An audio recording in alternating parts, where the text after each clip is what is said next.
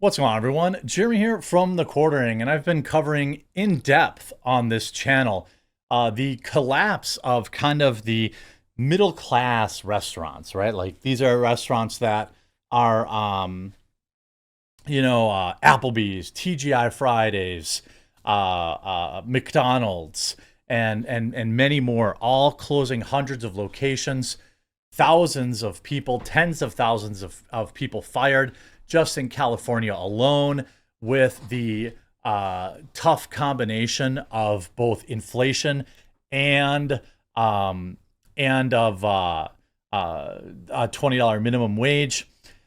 Well, now we have a brand new restaurant that has abruptly closed 40 different locations as the restaurant collapse gets worse, and we're going to get into all that after a super quick word from this video sponsor, Private Internet Access. Shout out to this video sponsor, Private Internet Access. Look, it's 2024. If you aren't using a VPN yet, you're completely missing out, and Private Internet Access is the one I use on all of my devices. If you've been following the news, you see that censorship, websites, apps are getting shut down in certain countries, all sorts of craziness. Well, a VPN helps you never have to worry about that. Private Internet Access also protects you from the prying eyes of hackers, internet service providers, and others that can view your personal data. Perhaps also just as importantly, Private Internet Access allows you to access region-restricted content from all over the world. Streaming services like Netflix, Amazon Prime, and more have different library options based on where you're located, and some shows simply cannot be accessed if you're not in the target location. Happens to me all the time. Many sports events also have regional blackouts. Well, VPNs can be a convenient way to make sure you're getting the content that you're paying for. Private Internet Access also allows you to protect an unlimited amount of devices all at the same time, so your entire household with a single subscription. And I've been working with Private Internet Access so long that I have an absolutely massive discount available to my viewers. Link in the description below. Get Private Internet Access today using my link. Save huge, protect your computers, access all the content that you've been paying for, and ensure that your internet is never censored. If you don't have VPN yet, make sure you get PIA. It's the one I use on my phone, laptop, and computers. It's the one I recommend to families and friends. Now, Hooters, known for its waitresses' spicy dress, is the latest restaurant chain to abruptly shutter locations. Like other struggling chains such as Red Lobster, Hooters is now blaming the rising cost of rent and food. A raft of closures happened over the weekend, while others were in recent weeks. They include locations in Florida, Kentucky, Rhode Island, Texas, and Virginia. The company is not thought to be in as dire financial situation as Red Lobster, which has filed for Chapter 11 bankruptcy.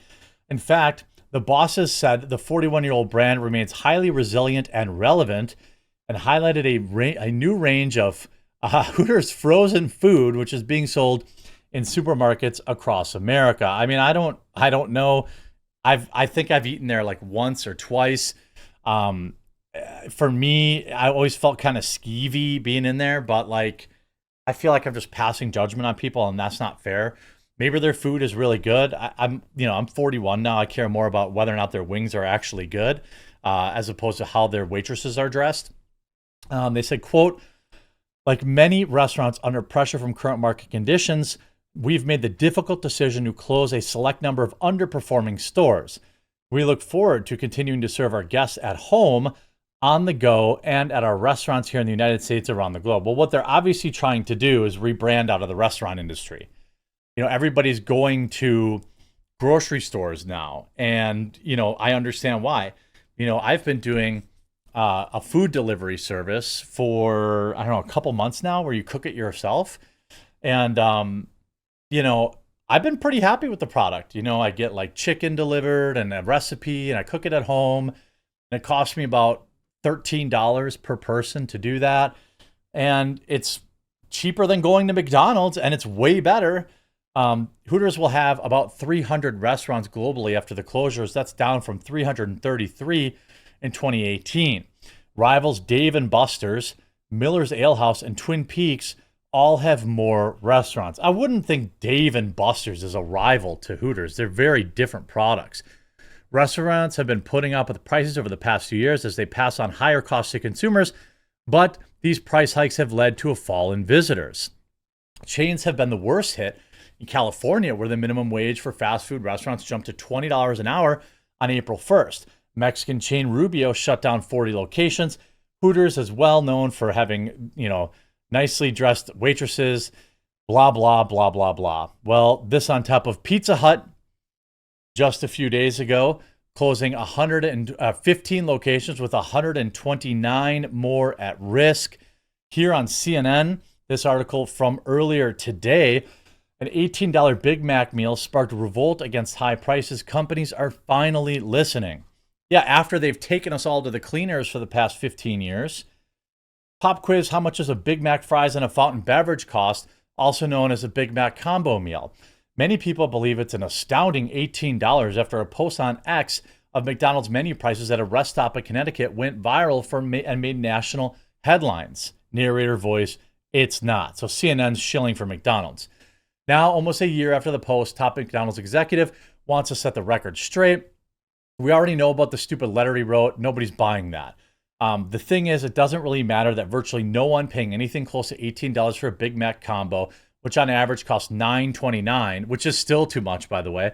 What matters is the post struck a nerve with an army of people who are fed up with what fast food costs these days. Erlinger is clearly taking note. A few weeks after publishing the letter, the company announced a $5 value meal, but make no mistake, the timing is not a coincidence. A year after lockdowns, fast food chains were bragging on earning calls about the ease at which they could raise prices without consumers batting an eye. Yes, fast food chains' expenses went up as inflation accelerated, and they had to shell out more and more money to attract workers, but it's not like they were hurting as a result. As they increased prices, profits went up, of course. And that was only true because consumers were willing to pay more as their paychecks rose, and they were sitting on loads of savings accumulated during the lockdowns. Now, chains like McDonald's, which didn't respond to CNN's request for comment, are playing defense. They're retroactively defending prior increases, telling customers, I understand your frustration, while telling them, we aren't the villains your social media post makes us out to be. The average price of Big Mac was $4.39 in 2019, Erlinger said in a recent post. Despite the lockdowns and historic rises in supply chain costs, it's just $5.29. That's an increase of 21, not 100. If that's the case, a 21% increase from 2019 is less than the 23% overall rise in prices across goods. So people are not happy about that.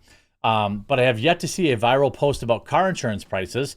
Perhaps that's because car insurance companies have not spent their lifespans positioning themselves as a dirt cheap, good for the common folk product. McDonald's CEO Chris Kempczynski told analysts on the company's April earnings call that the restaurant profit margins have fallen back to where they were in 2019. That's because consumers are reaching their breaking points with prices increasing they've had to shoulder over the past 4 years. And with their paycheck bumps flattening out and savings vanishing, it's stinging a lot more. If you want to look at, you want to see something shocking, look at the level of savings that Americans have now versus 2020. It's shocking. Almost all of the savings are gone for a big section of this country. Hence why McDonald's is rolling out the $5 menu, but they're not the only ones making the pivot. Target, Walgreens, Amazon, Wendy's, Starbucks are all slashing prices on thousands of items, trying to win back customers. Customers are fed up, and they're finally starting to hurt companies' bottom lines. That's why I don't want people to go rushing back. Let them flounder on their $5 value meals. Here's a brand new article. This came out a few hours ago. Popular fast food and craft beer chain files Chapter 11. Increasing costs, particularly higher rent and labor costs, have pushed a number of restaurant chains to the brink of closure. And many chains have carried additional debt across the board due to losses they incurred during the lockdowns. And you have a situation that has forced many chains to fail. In addition, cash-strapped consumers are demanding lower prices, which the big chains have provided. When McDonald's admits that the consumers want more value and offers a $5 meal deal, that's tough for the competition to meet. Even chains like Chipotle, which has typically said that it can raise prices and people will still pay, has now faced backlash. Social media videos claim that the chain has been offering smaller portions at higher prices. The company has said it raised prices but denied that it reduced portions. Those efforts have not worked. The chain's Q1 sales grew 14.1% and same-store sales grew 7%. Still, even as Chipotle bucks the trend, consumers have been pushing for value that's much harder for smaller chains. Melt Bar and Grill. It's hard to classify Melt Bar and Grilled. The chain has been built around grilled cheese, a classic comfort food. On its website, the chain itself admits it's hard to define. Well, you have how many locations? Let's see. At the time of the filing, the U.S. Bankruptcy Court, the Northern District of Ohio, Melt Bar and Grill disclosed it had assets between $500K and $1 million and liabilities between $1 and $10 million. Well, that's a pretty big swing. That's a pretty big swing. I mean, is it 10 million or is it 1 million? Just across the board, you have California fast food franchise owners, consumers feeling burnt of minimum wage hike. Again, it's not just that. You see, dear McDonald's customer, on June 23rd, 2024, this restaurant will be permanently closing. This is, the location I covered in a different video. It's been tough in California, Roderick said, referring to a series of closures of other longstanding franchises like In-N-Out Burger in Oakland and Arby's in Hollywood, which stood there for 55 years. We are going back to watching the shockwaves pass through slowly over time. It's not just the minimum wage, by the way. It's, Biden inflation being out of control. It's greedy corporations that aren't willing to make a few less dollars in order to keep things affordable for their customers. We looked at this yesterday. I wonder if McDonald's stock, it's down another. Look, it's the last 5 days. Well, it's been up over the last 5 days. Today, it's down $3 a share. If I look year to date, it's down nearly 13%. I mean, this is, people aren't paying the exorbitant prices for your product anymore. Your market cap's $186 billion. Can a brother get an extra value meal under $6? It's wild to me, and I'm glad that customers are finally pushing back, and I hope that they don't go running back either. People need to stay strong and continue to ignore these desperate price changes because right now what they're only offering is temporary. They need to make these changes permanent. I hope you enjoyed this video. If you did, make sure you leave a like on it. If you haven't yet, please do subscribe or follow down below, and we'll talk to you again real soon.